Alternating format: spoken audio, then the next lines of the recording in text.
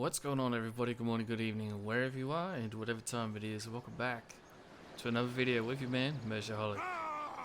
Ladies and gentlemen, welcome to episode 8 of my Spartan campaign for DeI at Impera, Total War Rome 2.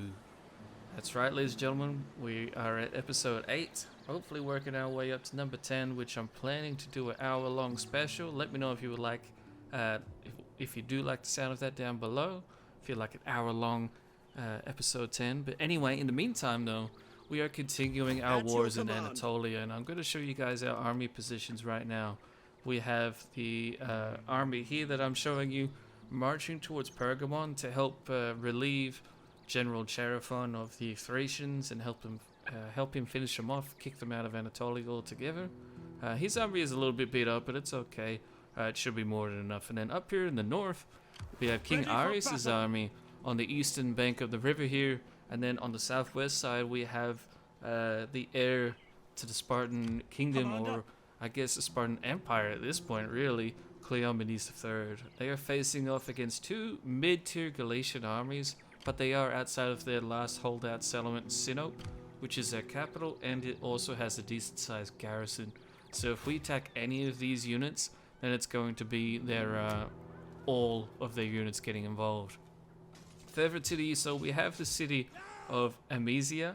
It is currently rebelling. I was hoping to let it rebel and then take over the settlement again and make it a client state. However, it's looking more and more like it's better if I just occupy it, and so we'll end up doing that soon enough with King Arius. Here is me auto-resolving away the Thracians outside Pergamon. General Chaerephon is leading a bunch of mercenaries, which he disdains. He definitely is a Spartan elitist and is going to be using a completely Spartan hoplite dominant army. He will have some auxiliaries, of course, but he'll be mainly trying to utilize Spartan hoplites in his armies, and we'll be seeing that later on in this video. It's going to be very cool to watch.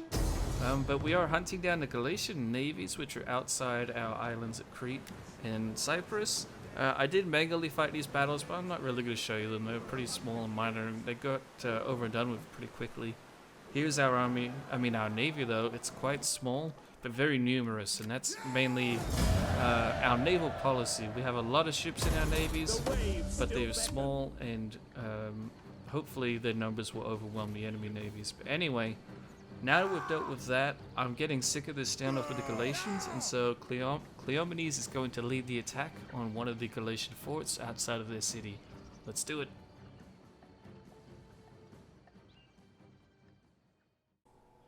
Okay, ladies and gentlemen, we have a massive army to show off to you. We have just over 8,000 Spartans here, and I'm going to show you our army now that King Arius and Cleomenes have united their armies. On the right-hand flank here, we have Greek allied cavalry with some Thracian peltasts in the rear. Then we're moving on to our massive Galatian contingent. They've been relied on throughout almost this entire campaign, and so this battle will be no different. We do have elephants deep in the rear. Notice I don't keep them just behind my troops. I keep them quite far back to avoid enemy skirmisher fire. And then, of course, our center is full of complete, true, proper citizen Spartans, and they are wielding these sarissa pikes. Cleomenes has led the reforms throughout our nation very thoroughly, and the majority of our armies use pikemen now instead of hoplites, and it's shown here in the combination of the two armies. We also have a lot of Syrian heavy archers. They're a fantastic archer unit. Their damage is a little bit low though, so I'm probably going to hopefully replace them eventually. And then we actually have King Arius back there behind them, who will be leading the center and the right hand flank. But over here on the left hand flank, we have more Galatians at the front, not as many as the right side, but still quite a fair few. Then behind them we have some Anatolian levies, just some basic levies, nothing special. But then we also have our Egyptian swordsmen, who we've led all the way from Alexandria. They've been very devoted to their new Spartan Pharaoh. And then to the left of them we have some Arabian spearmen from Petra. And then we have some more allied Greek cavalry, and then of course our elephants in the rear with a Greek swordsman unit and the heir Cleomenes himself leading the left-hand flank. A very multicultural army, which I love. It's very representative of our current empire, and I really love that. Hopefully you guys are enjoying the army makeups. If you do have any suggestions, always chuck them down below. I'm very open to trying out new army builds. But for this one, we're just basically going with a fairly standard army of focusing on pikemen to hold the line. And then we'll be using Galatian swordsmen and other sword type units to outflank the enemy along with our numerous cavalry units. The Galatians were hiding in their fort initially, but because they also had about 8,000 men being involved in this battle, I expected them to come out of it and fight us, and so I'm just going to be moving my army forward slowly. I'm moving them forward contingent by contingent, left, center, then right usually. It kind of depends on what I was seeing, but I didn't see the army until almost 20 minutes in. Here we're at the around 42-minute mark. That is to say there's 42 minutes left in the battle out of 60. So it's been almost 20 minutes and we're still barely just lining up against the enemy army. This is going to be a conflict of massive proportions. It is a very large battle. You can see here I'm taking my time in managing our different flanks and sections of the army. I know I could have grouped my units by doing the Control G stuff and numbering them, but I don't really like to do that too much. I instead usually like to hold down my left Alt key and then just hold down mouse 1 on the group of units I've selected and push them where I want them. And you can also hold down Alt to like spin them left or right as well, so it's really useful. And I generally like moving my army like that. Anyway, after a very grindy 20 minutes, the Galatians finally make a move against us on our right hand flank. They're sending forward just a single unit of their cavalry, probably to try and provoke us into having a massively overwhelming response and charging at them. But instead, we're just going to pull back, isolate that unit and destroy it, and then we're going to push forward against their now weakened left hand flank or our right hand flank here. They had just one unit of cavalry. They do have a hill and some forest, but I searched it and didn't find anything in there. So this flank, I'm actually going to push forward. Only on the right hand flank. I'm still keeping my left and center still. I'm trying not to overextend myself and get swamped by micromanagement. But the Galatians, they don't care. They're sick of sitting there and taking our skirmisher fire, and they just do it all out, complete charge across the entire front line. Very Galatian in their style. I love it. But they are charging into pikes and to some very well-trained and decent auxiliaries on our flanks. Our left-hand flank does have some cavalry coming towards it. I'm going to try to micromanage our battle with that, but I'm going to kind of screw it up a little bit. Usually I keep my spearmen behind because it's up to the cavalry to tackle the enemy cav and then tangle them up so my spears can get involved, but maybe I should have my spears go in front. I'm not too sure yet. I'm still testing it out a little bit. But eventually our left-hand flank overcomes the cavalry to send against us, but they do have a general unit out there who's a cavalry unit, so I need to be careful of him. I need to isolate him and destroy him very quickly. On the left side though, we're still giving attack orders across all of our swordsmen. Our levy units aren't really getting as involved. I'm not really relying on them too much. I'm just going to be sending them around the flank to try and deal with the enemy skirmishers, which are dealing a fair bit of damage to my pikes. They have a lot of skirmishers. If you look behind their lines that have now touched ours or got into combat with us, they have a lot of skirmishers, like at least 10 units of skirmishers just chilling back there, getting some free kills on some of my Spartan units. But now I'm finally giving attack orders to my pikes. I don't do it too quickly because I don't want my pikemen to get out of their formation, which they often will if they're like just barely touching the enemy. So I do let the enemy get in full contact with them before I start giving out orders. But our cavalry very quickly overpowers the enemy cav. They didn't have a lot, and what they did have, it wasn't supported well, nor was it very good. So we're now just starting to round up the enemy skirmishers to try and stop them from pounding my pikemen. They did really decimate one of my pikemen units, and we nearly had a hole in our center. But I did replace those pikemen with some Greek swordsmen. But then we bring in the elephants, and the elephants are just so dominant in these battles. I've been really good with my micromanagement with them so far in this campaign. We'll see how that goes moving forward, but for now, just getting them into the blobs of infantry has been devastating. Here you can see they're just going to be routing en masse. The ones who aren't routing are about to rout, and that's an entire flank of this massive battle gone. The enemy's center has already pretty much routed, and now the left-hand flank is going to collapse with my other elephants charging in, With that, ladies and gentlemen, the Galatians are done. They're out of the game. It's GG.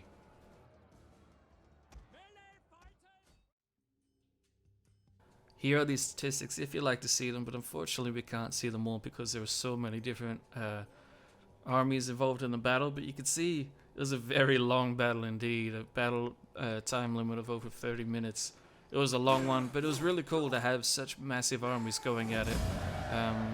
8,300 on my side and 8,100 on theirs, and we had all of our units going at it. So that's one of those really epic battles that decides the fate of a nation, and I wish it was a little bit more common. Hopefully we can get that a little bit more common as I use different mods for different campaigns moving forward. But for now, I'm just enjoying the hell out of this campaign. I hope you all are too. Finish off the Galatians, we take their final settlement, and now I'm just going to start occupying it. I didn't really want to take this northern coast of Anatolia. I did just want to make it client states or military allies, but now I'm just like, screw it. Let's just take this area, solidify it under our control, then all of Anatolia will be completely solidified and it will be relatively safe. And to make it safe, I'm trying to do some negotiating with the neighboring nations of the Caucasus and of the northern coast of the Black Sea. The majority of them are kind of receptive to getting trade and non-aggression pacts, but some of them do need a little bit of bribery. The currently, though, are actually quite a large faction now, and they're going to be an issue moving forward, and I'll show you later on in the video just how much territory they've managed to acquire. I won't show you all of it as I can't even see all of it at this point. But they are starting to kind of encroach on our territory, and they might even be more of a threat than the Seleucids given time. But anyway, we now have a new historical character joining the fore.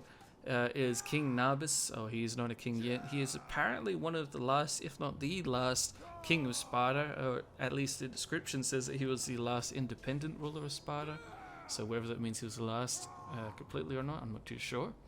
But anyway, he is a reformer like Cleomenes III, and so hopefully as the campaign develops, we're going to be able to see him leading very reformed-like armies, just like Cleomenes generally does as well. So that would be interesting, a lot more fun, gives more characters to get some more interaction happening with. Speaking of interaction, Trapezos to the east needs to go. It is a small settlement, they have no allies, no friends, and they have a settlement that is in the province that I'm trying to solidify. So we're just going to go in, King Arius is going to knock them out in order to resolve them. And as you can see, he has a lot of stars to his name now. He's a very capable general. Easily the best we have. Easily a true Spartan ruler. And he's doing very well, although he's starting to get a little bit old now. I believe he's in his late 30s now. We are reaching about turn 100 to 120 at this point. So he's starting to get a little bit old. We might have to have him fall back to the capital eventually. But in the meantime, though, Leonidas II is leading our fleet out here in the Mediterranean. He's done a very good job so far, but the Athenians have left Athens completely vulnerable by moving their navy south towards North Africa. So now Leonidas is taking a very cheeky risk and is assaulting the city from the sea. And here is the Pantheon and a very beautiful statue I'm guessing dedicated to Athena, the I'm not sure if you'd say the number one, but one of the most revered gods of Athens. I imagine it would be the number one, since the city is basically named after her, right? Her name is Athena, and this is Athens, and Athens is such a glorious city. It is beautiful. Look how massive it is. That's insane.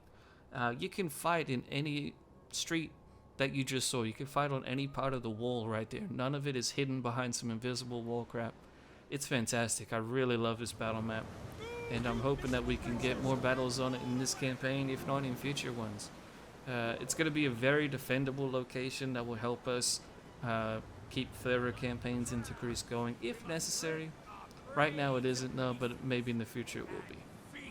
But our Navy begins by dealing with the hoplites that are on the beach, trying to stop our beach landing. This is the area that would allow us to get inside the walls of Athens with as many ships all at once, so that's why the hoplites are there trying to defend it. But because they have to stay close to the beach to stop our troops, they're going to get hammered by our archers, and then some of the cavalry is also going to get hammered I'm trying to expend all of our ammunition on the bowmen that we have before I start landing any troops whatsoever. They don't have a large garrison by any means, but I just have navy troops. I don't have any army troops whatsoever in this. And we only have about 5 or 6 melee units, all of which are 80 size in their, what would you say, I guess numbers. They have 80 men per unit, I should say. So I'm really trying to depend on my archers here to get as many kills as possible. And they do get quite a few. Several of the units rout, some are completely destroyed, and we kill hundreds on the beaches. But then I ignore the beach, and I go straight up the gut. I go straight into their harbor. It's a little bit risky. This is where the enemy cavalry was, but I ended up wiping them out. And so I didn't see any other troops in the area, and I'm thinking, screw it. Let's use the streets and alleyways to our advantage to reduce the impact that their numbers have on us. And let's start just landing straight in the middle of town. And they do respond by sending some troops our way. This is a general's unit, which means it's a veteran hoplite. It's going to be hard to crack, but by this time I've already landed my general/admiral and several other melee units that all have their own javelins as well. So they're going to be getting some nice kills on him. Rear charges, side charges. We're going to be hammering this veteran hoplite unit, but it is a veteran hoplite unit. It's going to survive for quite a while. It is actually going to get some kills on us. Hoplites have been really surprising how many kills they get in this campaign, which is why the Spartans are so good. And they also have reinforcements coming from behind, so I need to hurry up and kill this general's unit.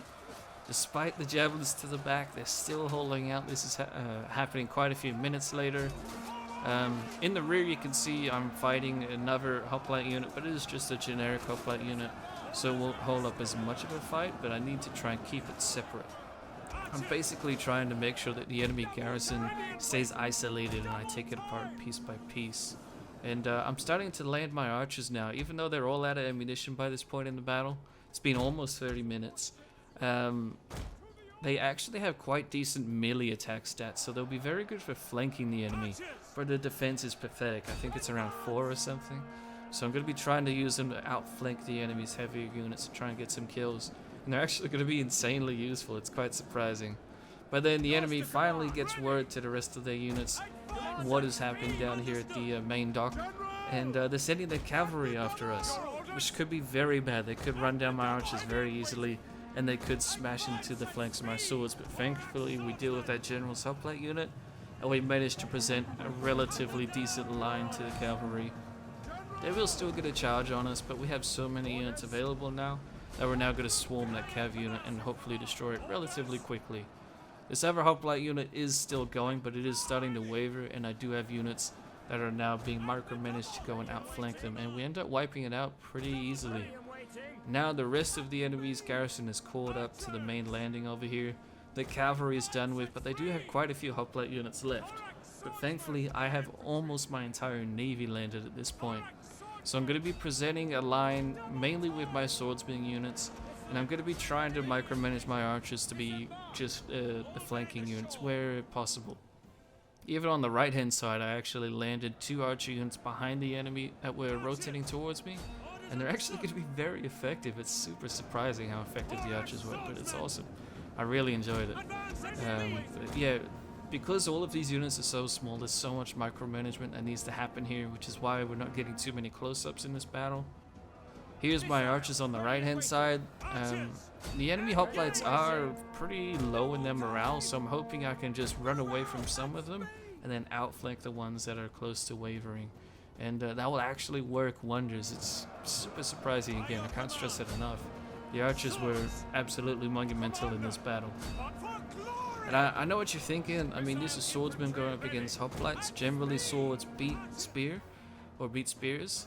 But these are well-trained hoplites. They're not just petty militia hoplites. Some of them are, but a lot of them are decent hoplites, and they can generally hold the line against a lot of units. And my units are very small. They only have 80 men per unit, besides my general's unit. So I was very concerned about it. But after we killed their general's unit and we started to outflank them in so many different ways and angles, it was just way too much for them. They're getting slaughtered, they're getting cut down, and they're realizing it and they're running for it. Even though this is their home, their city, Athens is falling. Here there is their archer unit that landed from their one ship that they had in the port. It's a general's unit because it's the only ship that they had. He's just running away. He took some shots at us.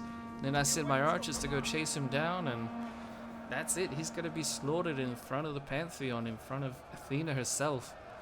This is not good for the Athenians. It looks like they're pretty much done. And here is their final hoplite unit, dying while in formation for the sake of Athens. But finally, after dozens, if not hundreds of years of conflict between Athens and Sparta, Sparta now finally reigns supreme as the true protector of the Greeks, as it should be. And we get a decisive victory to take Athens to Sparta, ladies and gentlemen. We did it. Hands off to Leonidas for such a successful, daring assault. And here are the statistics if you want to check them out. You can see quite a few of our archers actually did get some nice kills, and it wasn't just from them using their arrows. They did get about a couple hundred kills or so just from the arrows, but that was a combined effort. A lot of these archers did very well in melee, so hats off to them. And also, of course, the brave Marines led by Leonidas. Leonidas, basically half Persian. Historically, he was very entangled with the Persians. I believe he even had a Persian wife. So that's why I've kind of just almost segregated him. We pushed him off to the side. We said, you know what, Leonidas, you want to get involved? That's fine. You can have your navy while the real Spartans are out here fighting on the shore, fighting in their hoplite formations. But now Leonidas is starting to get some respect. And so it was very awesome to see him pull off such a daring assault. Speaking of daring assaults, though, now is the time for us to completely take over Anatolia. And we're going to deal with the Bithynian usurpers. They are a Thracian faction. They have no allies.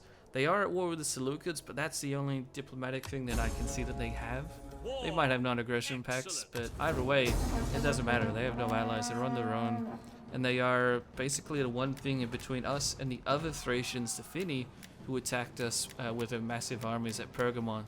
So if we could take out these Thracians, that will allow us to cross the Hellespont and then start attacking the Thracians in Thracia proper, and dealing with any other tribes over there that are trying to invade Anatolia. Thankfully, the Bithynians have a massive army all out on transport ships.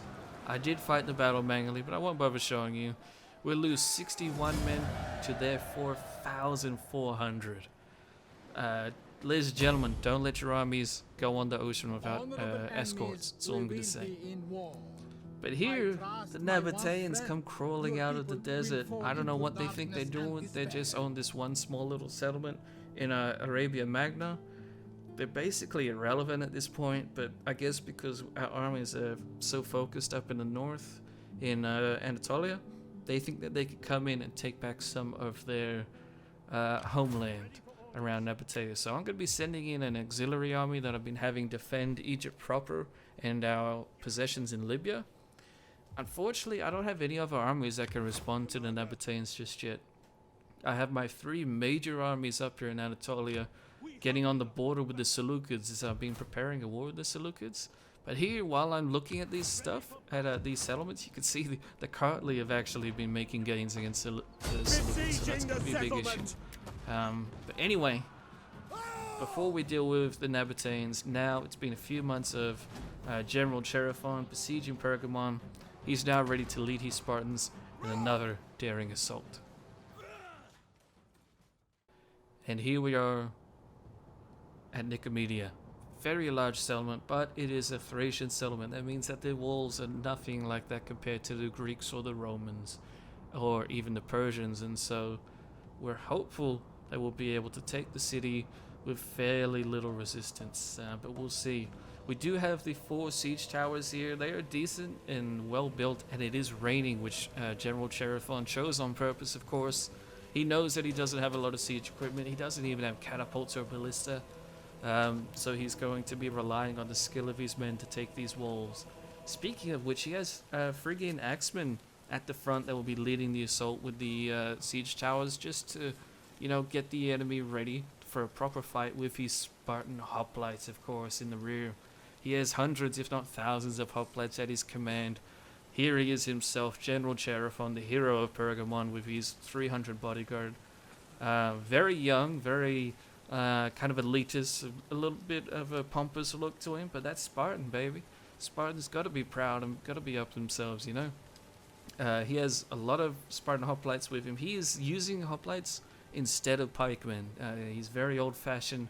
He relies on the shield and the spear of the Spartan hoplite to win him battles, and he's going to be doing that here. On the left-hand side of the city, though, we're going to be sneaking in some Spartan hoplites along a small section of the wall to try and outflank the enemy. At least that's the plan, and I do end up hiding them in the trees before I started the battle, but it doesn't matter. We are going to have some issues with them almost instantly because the enemy had a naval garrison, and their navy is going to come land right next to my Spartans that have the ladders out here. So even though they're hidden right now, their navy's going to come in and disrupt my plans anyway, so that's going to ruin it a little bit. But in the meantime, our Helot archers have been bombarding the enemy archers, and now our siege towers are starting to make their way up to the walls, and our Phrygian axemen will be leading the charge. I did just want to kind of test out this unit as well. I haven't used them before, so I wanted to see how good they would be at being aggressive. And it turns out they're actually going to do fairly well. They have good armor penetration, but none of the units that we're fighting necessarily have all that much armor. They are just Thracians, and they have some Folksmen in there that are going to be very aggressive, and that will carve up my hoplites if I let them just take a flank attack from them. So I'm going to be doing my best to avoid that. So we get all of our axemen up on the walls, and now my hoplites are starting to line up behind them, and they'll be coming up the siege towers momentarily. And like I said, my Helot archers, I'll be giving orders to deal with the enemy archers in the meantime, but their archers will get some free kills on us, which will suck a little bit, but such is war. There's only so much you can do to stop your men from dying. I'm going to be giving attack orders to my Spartan hoplite units when they're very close to the towers to try and make sure that they go straight up the towers. It is very finicky in Rome too, and generally in any Total War game, trying to have your units use another unit's siege equipment, but it can be fairly easy. This one unit does end up running off to the right, but then I just move them back and I get them as close to the tower as possible, and then I give the attack order again, and it's no issue. But while that's been happening, the enemy navy landed, and now my Spartan hoplites are rushing out of the bushes and the foliage, and they're going to be charging right into them. Now I figured these units are going to see my hoplites, let's go into a phalanx formation and deal with them. But them seeing us go into a phalanx formation, they're just going to run around us. They don't care.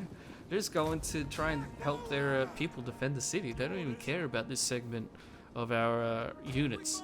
So they're going to run away, so I have to stay out of our phalanx formation and chase them down, which kind of sucks, but we're going to end up chasing them down and dealing with them, but it's going to take a lot of time.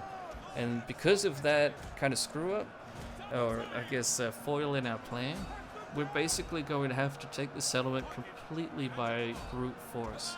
So at this point, all of our hoplites are now over the walls. Even General Chaerephon himself is now getting involved, and he'll be leading the charge for the hoplites on the right-hand flank. Our archers are almost completely out of ammo, but they've dealt with the majority of the Thracian bowmen, so that's been very helpful. But now that our axemen have given our hoplites a little bit of room to work with, we're now getting them into their hoplite formations. And once they get in those formations, Spartan hoplites are just indestructible. It's incredible how well they do. And they're just grinding the enemy down so beautifully. They're basically a bulldozer carving up the enemy through the streets, which is funny because I wouldn't expect hoplites to do so well in such a close quarter environment where they don't have a lot of mobility to be in their formation.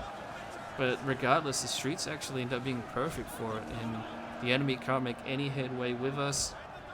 Like I said, General Chaerephon will be leading the right-hand side, and he ends up flanking around the last few final units that are holding out against us, but we end up cutting down the enemy garrison by the thousands.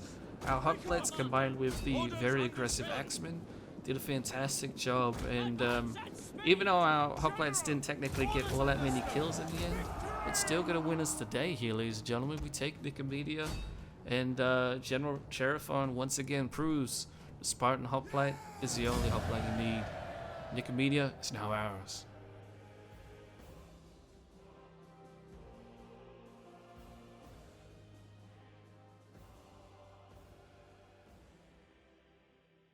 Okay, ladies and gentlemen, there are these statistics if you'd like to see them. You can see the Axemen got hundreds of kills, although some of them will be from routing units, so you have to take those kills with a bit of a grain of salt. Our Spartan units, though, they pretty much all got their kills from combat. You can see we lost very few of our Spartan units, and that's the true beauty of a Spartan hoplite. They'll kill men, but they very rarely die to men, and so that makes them just so cost efficient, so effective, and they're really just a joy to use in the armies. I wish we could have more, but it's so hard to recruit them from such a small population class. But anyway, ladies and gentlemen, Anatolia is now completely ours. Athens is now ours. Now we need to prepare for our war with the Seleucids, which I'm hoping will be starting in the next episode. We'll have to wait and see. The Nabateans, going to be a minor annoyance, but I don't think they'll be too much of a threat.